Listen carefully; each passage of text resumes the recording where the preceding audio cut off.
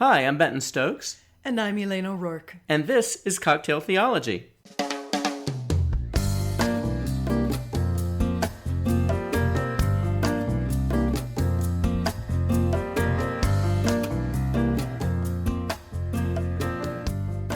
Hi there. Hi there. Happy Monday.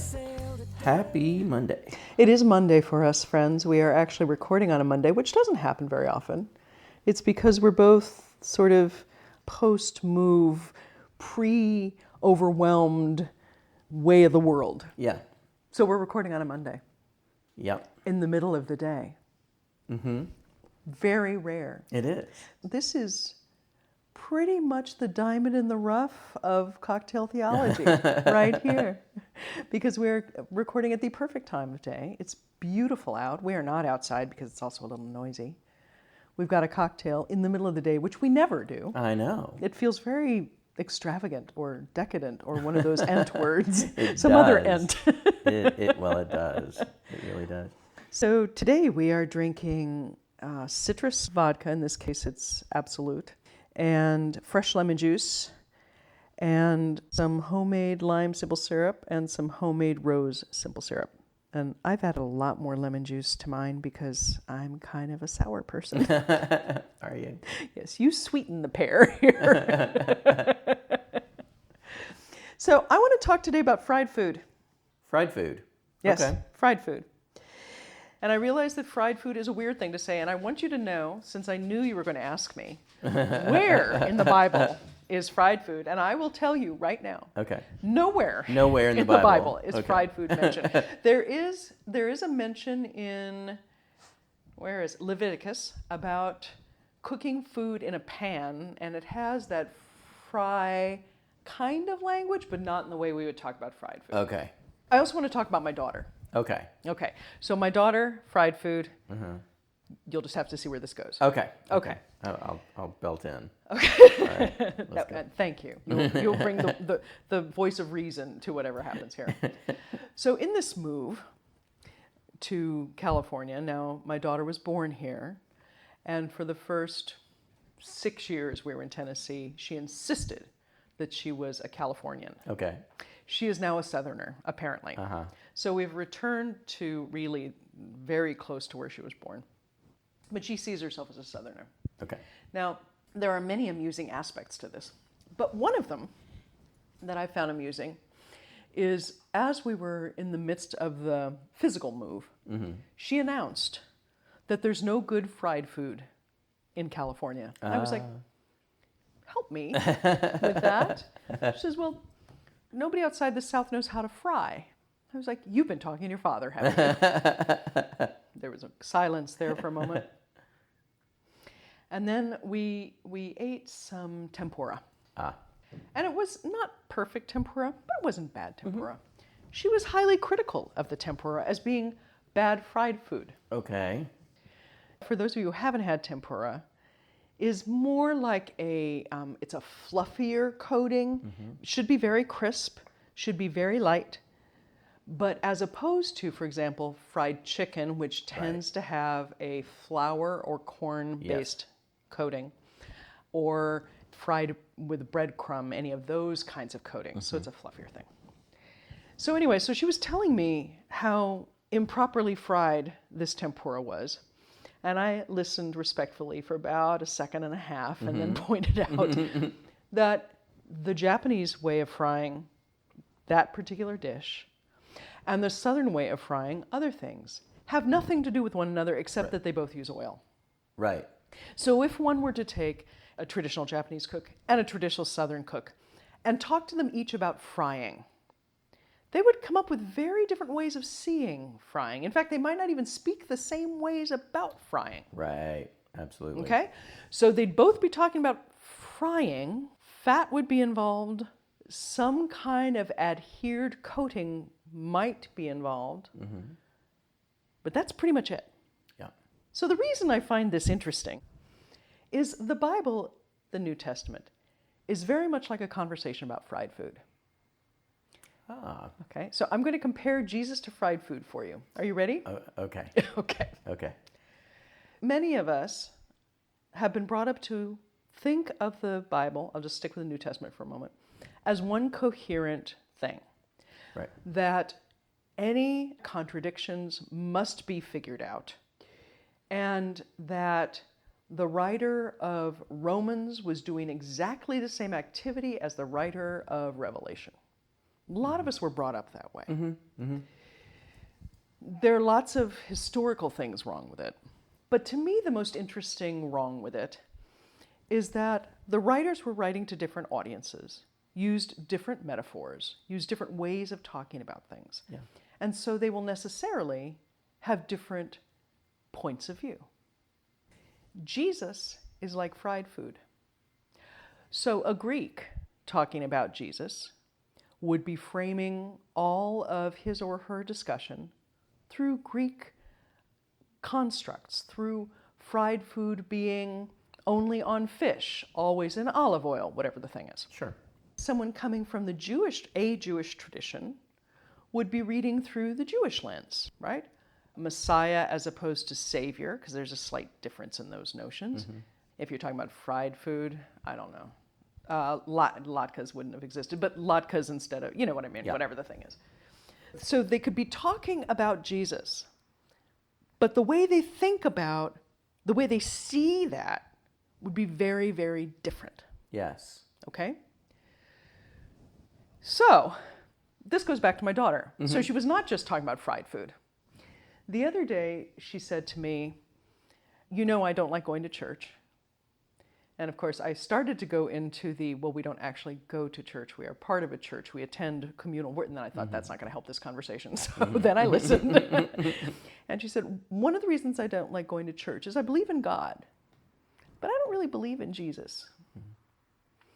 And again, my brain says, well, what do you mean by belief? But we didn't go there. Yeah.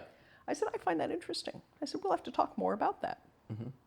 So, what I've been pondering is, who or what is Jesus? What do I believe about Jesus of Nazareth versus the eternal Christ versus Savior versus all of those things? And just trying to sort that out for myself. There's no question that I believe differently than I did when I wrote my ordination papers. Yes. And that I did when I was in high school. You know, all those things. My beliefs have, and remember, beliefs are the ideas on which we are willing to act, right? My beliefs have changed over time, and in some ways, tiny ways, and in other ways, big ways. So I've been really pondering the whole who, what is Jesus, what role does Jesus play in trusting and experience of God and all that. Which leads me completely back to Hebrews 12:2. Hebrews 12:2. Yes. Now, for those of you who want to look that up in your Bibles, Hebrews is obviously, I think, in the New Testament, since we're talking about Jesus. And the writer of Hebrews, it was traditionally accredited to Paul, but we're all pretty sure that Paul didn't write it. So the writer of Hebrews is talking about persevering in the faith. And we've just gone through that long chapter of, by faith Moses, Right. by faith, you know, each of these people did these amazing things. So then the author gets to chapter 12 and says something I find interesting. So again, not Paul, someone writing to Hebrews about Jesus, which tells us a lot about context, writes this, paraphrasing. Keep persevering in the faith and keep your eyes on the pioneer and perfecter of the faith. Pioneer and perfecter. Those are not salvific words. Those aren't salvation words. They're leader Yes. words. Right.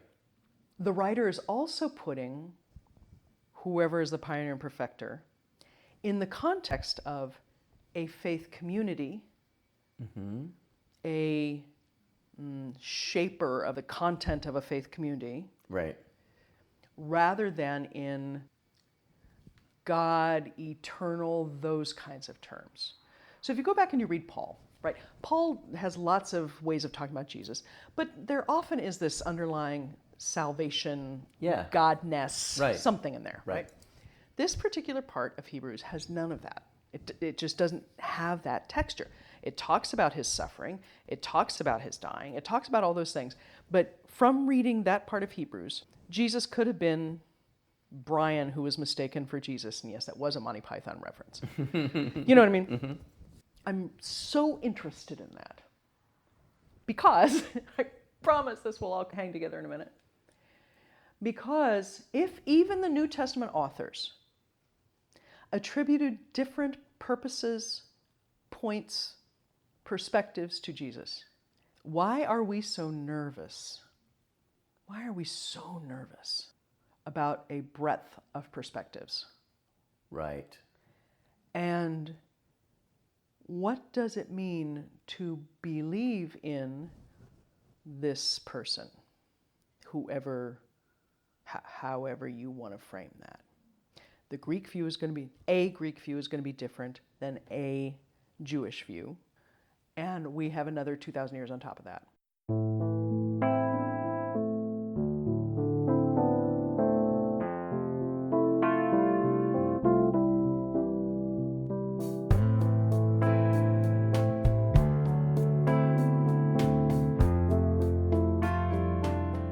Comment. Clear this up for me. Well, like you, I think my views on Jesus have evolved. Growing up in a fundamentalist background, as with many things about the Bible, or things that happen in the Bible, or people and characters in the Bible, everything was pretty simplified. You know, you could probably define Jesus in a sentence or two. Since that time of my life, my view of Jesus has broadened and grown and deepened, having a personal relationship, put that in big quotes, but whatever that is for you and for our listeners, but having a personal relationship with Jesus is going to change the way you experience Jesus over time, simply because you're going to walk through good, bad, amazing, and awful with Jesus, and Jesus will reveal himself to you in a myriad of ways. Yes. As you encounter different things in your life. Yes.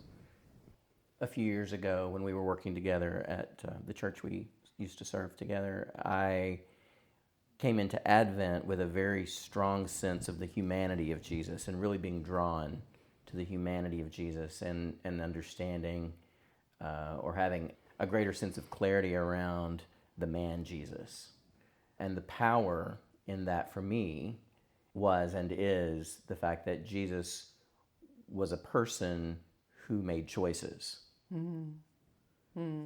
I think that a lot of the very simplistic view of Jesus that some of us grew up with, or some of us may still ascribe to, one of the problems with that is that it really does make Jesus out to be a hand puppet of the Almighty. And while maybe that version of Jesus allowed God to work among us in a unique way, I tend to think that Jesus, the man, was capable of making many choices. And with that comes the assumption that not all those choices were the right choices.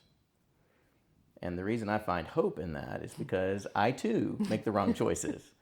If Jesus, well, I know it's amazing, but it's true.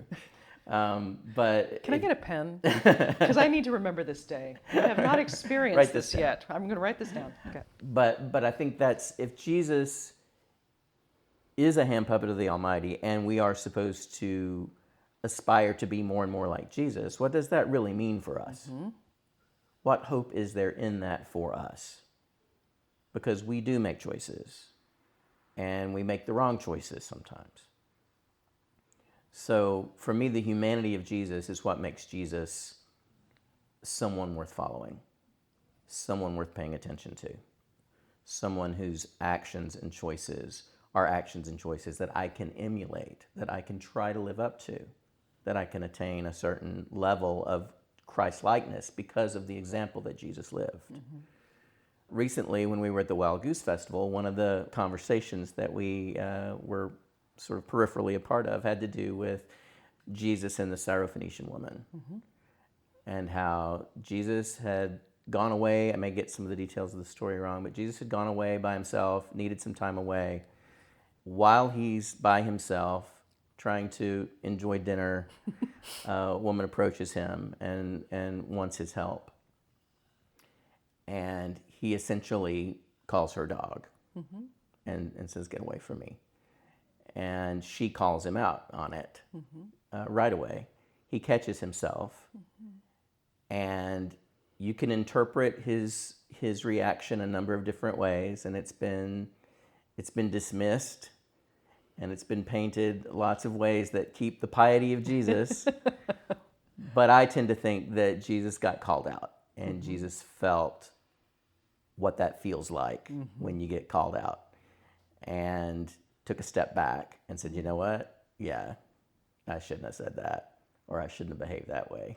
Yeah. You know, you can look at the situation, the context of it, and many of us would have reacted the same way. If you're exhausted, you're tired, you're hangry, and that's where Jesus was, and he reacted. He snapped. But I find hope in that for us, because if Jesus snapped in a moment, and if there's one in the Bible, there's probably a whole lot that aren't in the Bible where Jesus did something off the cuff or did something that we wouldn't attribute to God necessarily. But if that's who Jesus is, and I believe that's who Jesus is, then there's a great deal of hope in that for me.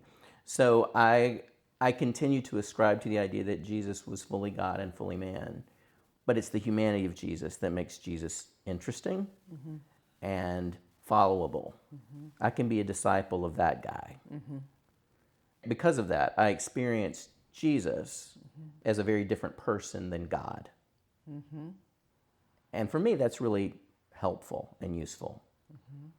Because then when you start looking at the end of his life and the events around the end of his life, then that all takes on a completely different complexion.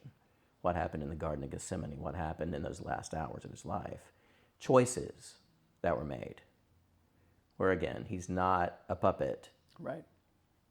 Finishing his mission. He's a man making choices. Right. And choosing what he chose. Right. Gives me a tremendous amount of humility and hope. And so my view on Jesus has evolved too. Yeah. And I do think it's interesting what you're pointing out is that the writer of Hebrews is talking to Jews about who Jesus is. Makes me wonder if the writer of Hebrews was Jewish. So here's another interesting piece of this. So because it's me, I looked up that verse and I looked at the Greek to see what words were being used. And I'm not even going to try and pronounce them correctly because it's not going to happen today. But the first word that is translated there as pioneer appears 4 times in the New Testament. And it means author, developer in that kind of new sense. Okay. So it's the person who comes up with it. Okay. The other word is a Greek word that appears all over the place in all kinds of contexts. And I've never known another language to have this word, this texture of this word, but it connects with the idea of teleology. And in philosophy, there's this notion, and this is way oversimplified, but that basically either an event is caused and pushes in a direction, whatever the event is, it goes in that direction because of its push. Okay. Okay? The other idea is that an event is going toward a purpose or toward a predetermined outcome. Okay. Okay? And again, grossly overstating, but it's really whether something has been propelled or compelled, or whether it is starting, if you will, from nothing and becoming something, or whether it is starting from the end point of what it's meant to be. Yeah. So the word that's being used there and is written as perfecter in this particular translation could also be endpoint, fulfillment, any of those kinds of words. Okay. Perfecter's nice because it's got a Greek texture. Troubling because we don't understand what perfect means in this case. So what we've got here is this notion of the starter, implementer, and the perfecter, perfection. So beginning and end, alpha, omega, and so forth. But nowhere in it is the idea of salvation. Right. So what I like about the use of the teleology word, the one that becomes perfecter, is that it alludes to that notion of Jesus being at the very end of this as well. Yeah. That our faith is going somewhere. Yes. And we are drawn to it through Jesus, who is the wholeness of that. We've talked before about what does it mean to fulfill the law. Yeah. And this has some of that texture to it. Our faith, whatever that is fulfilled, filled, perfected in the sense of made whole through Jesus. Yes. But that's our faith, not our relationship with God, although that may have something to do with it, whether we go to heaven or not, any of those things, right? In some ways, it's about us and the structure in which we live, the beliefs on which we act. Right. Screaming at the top of my lungs, and I'm praying that it's loud enough, 'cause I'm so scared that it's all in my head. So I'm down here looking for Jesus under my bed.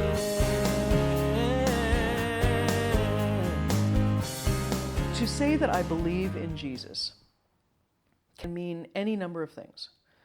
I can say I believe in Jesus with a much softer version of what belief is than what I would usually use. It can say that I think Jesus is exactly God, and whatever he did was perfectly God, and so forth. It can mean that I believe that for one reason or another, and we can go into this some other time, for one reason or another, whatever happened on the cross mended a breach between us and God. Now, it could be that we owed God. It could be any number of things, but then it mended a breach. I mean, it can just mean all these other things. Yeah. When my kid says she doesn't believe in Jesus, what I think she means is not that Jesus didn't exist or that Jesus isn't useful, but that she wouldn't pray to Jesus. She wouldn't think of Jesus as being the impeller of eternity. I think that's what she means by that. Yeah. And I would say, because I use language very carefully, I would say, well, I don't believe that about Jesus either. I believe that about Christ. But Jesus of Nazareth? No, I don't think Jesus of Nazareth per se, if you set aside the Christ piece, the guy who walked on the earth, because if it were pure humanity doing something permanent in that way, that whole notion of humanity gets really tweaked, and we get a very different understanding of God and humans. Not bad necessarily, but I would say instead, I believe in Christ, the third person of the Trinity, who was enfleshed as Jesus, but Jesus was not fully able to access the Godhead, the Christ, until whenever, and had to learn to do that. Yeah. That's where I get the hope, right? Yeah. Is that Jesus had to unveil God in himself as well. Right. Now, did he get farther than I ever will? Certainly.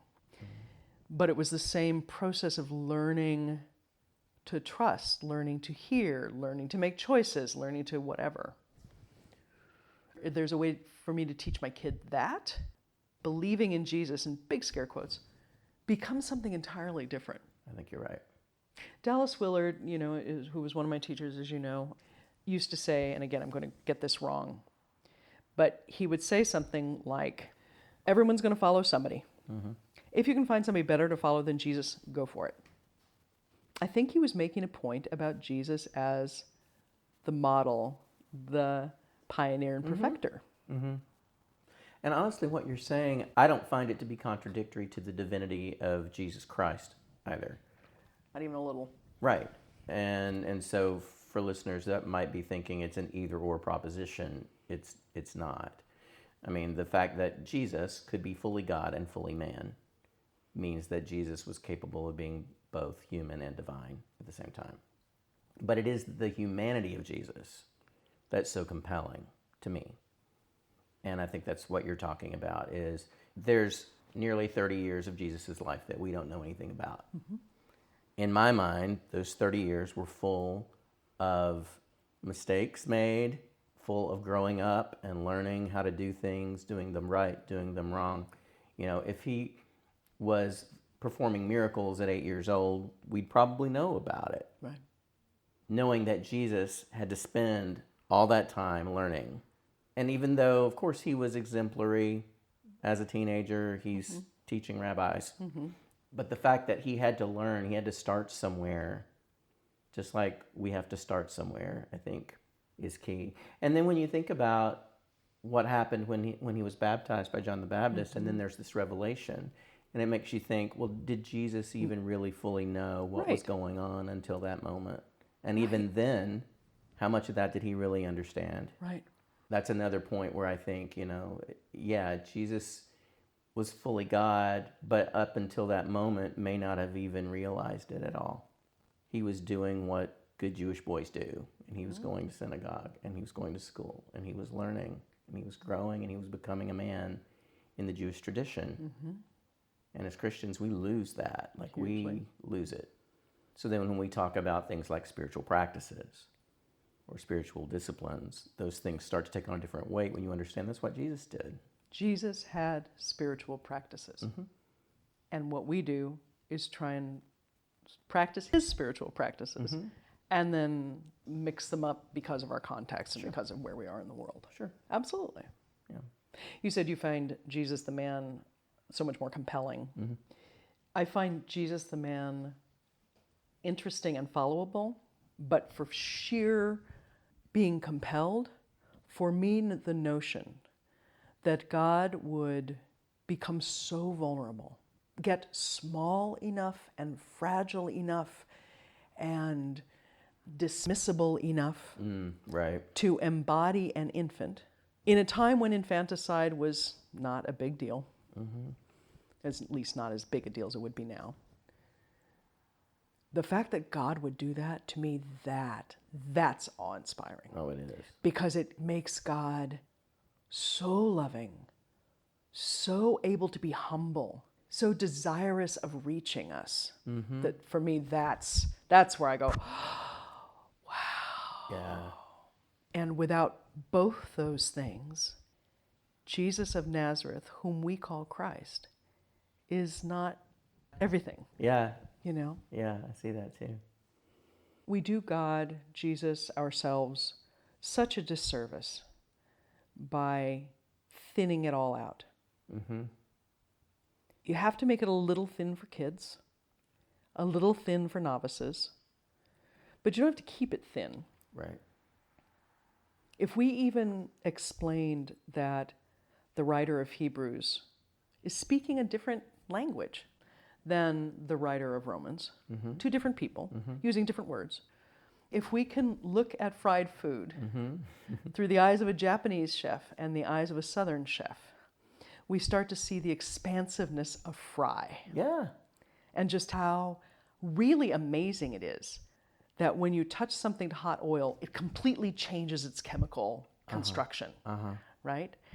When you touch something to Christ, it changes its spiritual construction. Yeah. And that's awesome. It is awesome. And I've seen it happen. That's all I want to talk about today.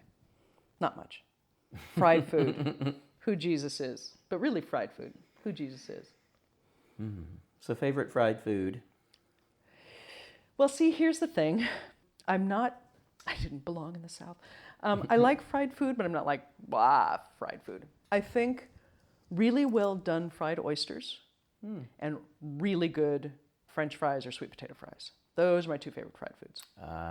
Now, what really good means probably varies, but it's the crisp texture and the soft inside that makes the difference for me. Yeah. How about you? Wow, it's kind of hard. Growing up in the South, there were a lot of fried things.